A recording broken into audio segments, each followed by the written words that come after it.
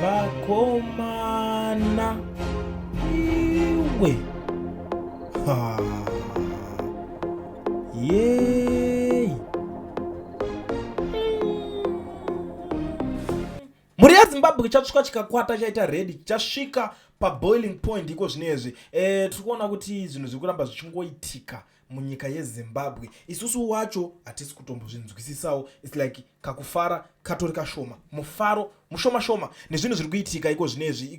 Pari kungonzi pasanganuka kana kuti paonekwa mota dzemauto dziri kungotenderera zvisinganzwisisike, ende pari kushaya anonyatsobuda achinyatsoexplaina kuti what exactly is going on honestly, because ukaona zvinhu zvakusvika pachikamu chekudai so chekuti mazimota emauto anenge akungotenderera munyika, because nyika iyi ine zvinhu zvakawanda zviri kuitika. Last week ora ngatingochidzosera pachakatangira, yakatangira kudosia.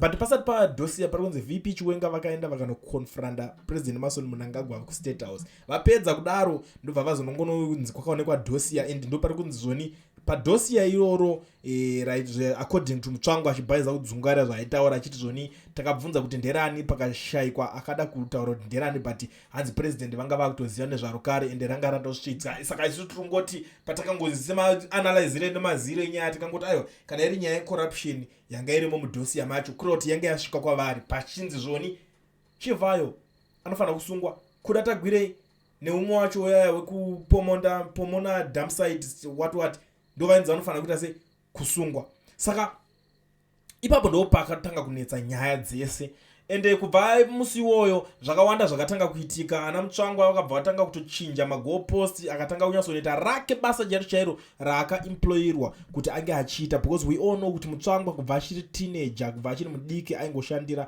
President Emmerson Mnangagwa, kubva achiri mudiki iyo haisi secret. Aingobvira kuti kubva kuti ngatingoti kubva paakatanga kungoziyana nemurume iyeye vakabva tanga kutongoshanda akadaro. Murikuzvona hazvishamiso tinonzwa kuti atone experience yakawanda pakushandira Mnangagwa kutodarika ana mudha vaya handi mukuona. Saka ndosaka akabuda achiita the way zvaaingoita zviya. Tichibva ipapo ndo patakabva tatanga kuona pakubudikira mamwe characters ari different, ari fun, akaita sana Temba Mliswa vachitaura kuti zvoni tafarira chirongwa chaitika chabva nekuna vice president chekuti vari kutaura kuti vari kuti pasine corruption. Saka toda kuti tange taona kuti ivo vacho vakachena here. Tichatanga tauya toti chapter 1 chapter 2 chapter 3 tichienda tichibuditsa, kana tazoona kuti havana kuchena sekuningina kwavanenge vachizviita tobva tatichi munhu ngaarizaine pabasa rake. Saka kuda kuti Temba Mliswa anga angotaura kuti zvoni achangoya kubudisa nyaya ma-allegations ake anawo kuti VP Chiwenga vange vachizono retire, vanhu vanofanira kuresigna vosiyana nebasa racho because vachaonekwawo vasina kuchena according to him. But vanhu ndobva vati aiwa unopenga izvozvo zvauri kuronga ndezvekumba kwako, hatisi kuzviteerera. Saka ipapapa patine imwe iri kurongwa futi zvekare yekuti pari kufanira kunge pachizoendwa kwaMutare, and it's almost there, it's about to happen. But chakunetsa manje chekudai so maZimbabweans confused, vari kuziva kuti okay VP Chiwenga munhu kuti andozikana kuti ndo magiants acho, ndo makingmakers vekuti vakakwanisa kunosumuka vachinobvisa RG Mugabe chegore riya. Iko zvino manje vakunzi masimba aya ekare vachiri nawo here ekukwanisa kusumuka kunomubvisa futi uyu aripo, ndo panga pasarira nyaya izveso. Saka ndo pataa kuti mutambo watsvuka ropa chasvika paboiling point, kana kuti toti chatsvuka chikakwata chaita red, zvakuda kuitika iko zvinezvi. Ndo saka maakunzwa kuti paonekwa mota dzemauto dziri kungotenderera kuti titadzonzisa kuti zvinhu zviri kumbonyazofamba sei. But there is this ngirikini iri kubudiswa certain guy, I'm sure munogona kunge ichikubatsiraiwo zvakanaka ikakusvitsai pane zvakanaka pakunyatsonzwisisa paripo. So pari kunzi Zimbabwe ine mess, the economy is suffocating under the weight of corruption, ordinary citizens are struggling to survive, and the leader, family member and his cronies are looting public funds with impunity. The opposition is absent, NGOs have turned a blind eye, and civic voices that once stood tall have all but disappeared. In this climate of display, only one figure has emerged as the only hope to salvage the nation: Vice President Comrade Constantino Chiwenga, with his military discipline and track record of decisive action. Many Zimbabweans believe He represents the leadership that can confront the road head on and restore order. Yet, instead of supporting a national rescue effort, President Emmerson Mnangagwa appears determined to undermine Chiwenga through a smear campaign designed to tarnish his credibility. These tactics are not only decisive but dangerous, as they rob Zimbabwe of its last chance to perform and recovery. The people must not be fooled. This is no longer about party politics or factional fights. It is about the survival of Zimbabwe itself. If Mnangagwa succeeds in discrediting Chiwenga, the country risks sinking deeper into chaos, corruption, and hopelessness. The Mnangagwa dynasty will rule for 100 years. If we are not careful, Chiwenga cannot do it alone. He needs the support of every Zimbabwean who still believes in a future free from theft, rot, and decay. Our silence is complicity. Our voices are the only weapon left against the betrayal of our nation. Zimbabwe stands on edge of collapse. It is time to choose courage over fear and unity over division. Zimbabweans are with you all the way, General.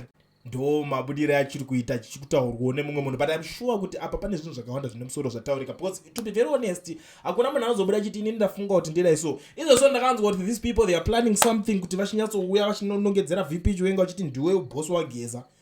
Iri kunzi ndo imwe nyaya yasara kuti inge ichiitika izvezvi.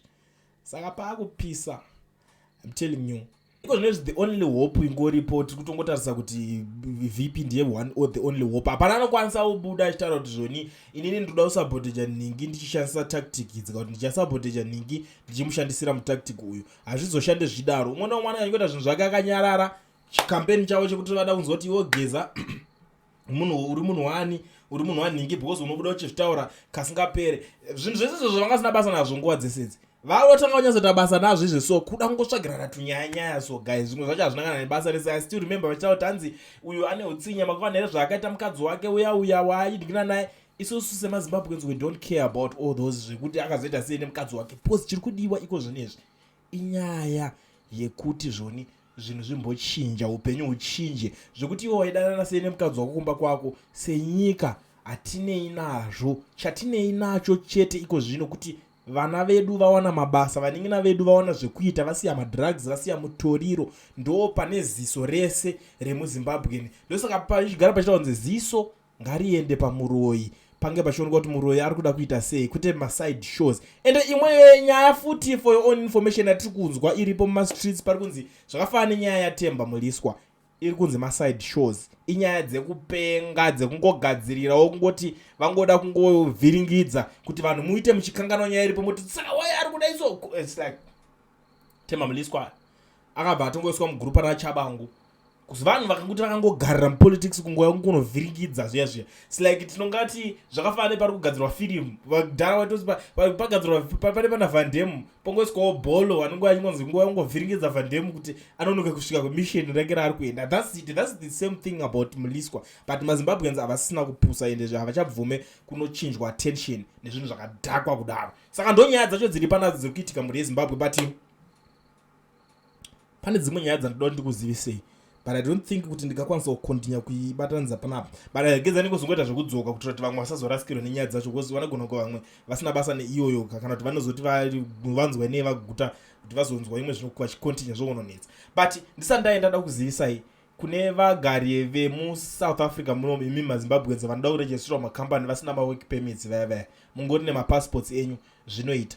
But zvinoita sei? Zvinoita kana muchinge mabata company inonzi Education Research inokuvhurira company registration iyoyo, handiti vobva vakuvhurira FNB business account. Saka iwo vabate nepassport yako chete iyo ndio inotoita zvese. Panongodoka mari, hazvisi zvemahara. Musazoende mutsvaga zvemahara ikoko, panongodoka mari kuti basa rifambe mugone kuitirwa. So contact them, vabate nhamba idzi ndasiya pa screen.